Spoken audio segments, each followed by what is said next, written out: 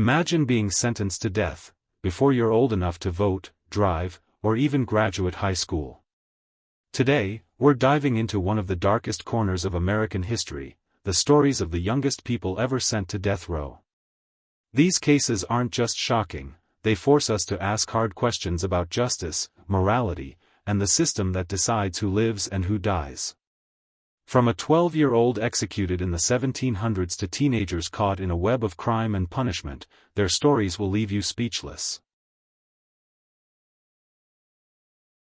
In the United States, over 360 juveniles have been executed since the 1600s. That's right, kids as young as 12 have faced the gallows, the electric chair, or the gas chamber. But why? What crimes could be so heinous that a society would decide a child deserves to die? And what do these cases tell us about the justice system, then and now? Today, we'll explore the stories of the youngest death row inmates, the reasons they were sentenced, and the haunting questions their cases leave behind. Fast forward to 1944, in Alcolu, South Carolina. George Stinney Jr., a 14-year-old black boy, was accused of a crime that would make history, but not for the right reasons. George was convicted of murdering two white girls, Betty June Binnicker and Mary Emma Thames, aged 11 and 7.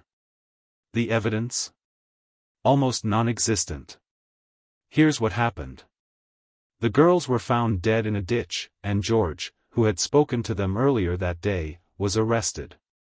He was interrogated without his parents or a lawyer, and police claimed he confessed, though no written confession exists. His trial lasted 3 hours. The all-white jury deliberated for 10 minutes before sentencing him to death. On June 16, 1944, George, who was so small they had to stack books under him in the electric chair, was executed. He was 14. Why was George executed? This case reeks of racial injustice. In the Jim Crow South, a black boy accused of harming white girls was guilty before the trial even started. There was no physical evidence, no witnesses, and George's family wasn't allowed in the courtroom. Decades later, in 2014, a judge vacated his conviction, ruling he was wrongfully executed. But that came 70 years too late. Now, let's look at another shocking case from the 19th century. Our first case takes us back to 1786, to a small town in Connecticut. Picture this, a 12-year-old Native American girl named Hannah Ocuish, living in a world where survival was tough, especially for someone like her. Hannah was poor, marginalized, and caught in a society that saw her as less than human. So, what did she do to end up on the gallows? Hannah was accused of murdering a 6-year-old white girl named Eunice Bowles. The story goes that Hannah lured Eunice with strawberries, then beat her to death in a fit of anger after an argument over some fruit. It's a tragic, horrifying act, no question. But here's the kicker, Hannah was 12. She was tried as an adult, convicted in a matter of hours, and sentenced to hang. On December 20, 1786, she became the youngest person ever executed in the United States. Why was Hannah executed? In colonial America, the justice system was brutal, especially for Native Americans. The crime was seen as an affront to the community, and Hannah's status as a Native girl made her an easy target. There was no consideration of her age, her mental state, or the poverty she lived in. The court wanted to send a message: no one, not even a child, was above the law.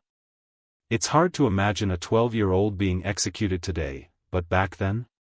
It was just another day. Let's move to our next case, one that's even more heartbreaking.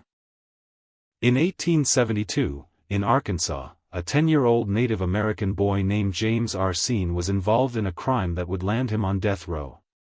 James, along with an older accomplice, was accused of robbing and murdering a white man. At just 10 years old, he was sentenced to death. Here's where it gets wild.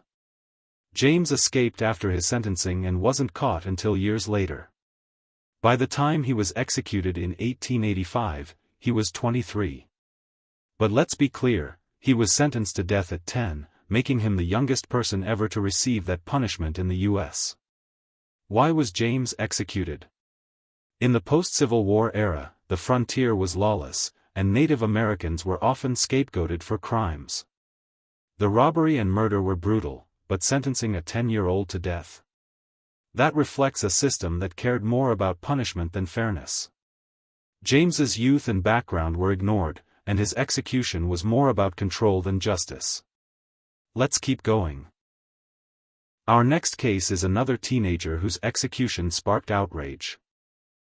Now, let's jump to 1985 in Indiana.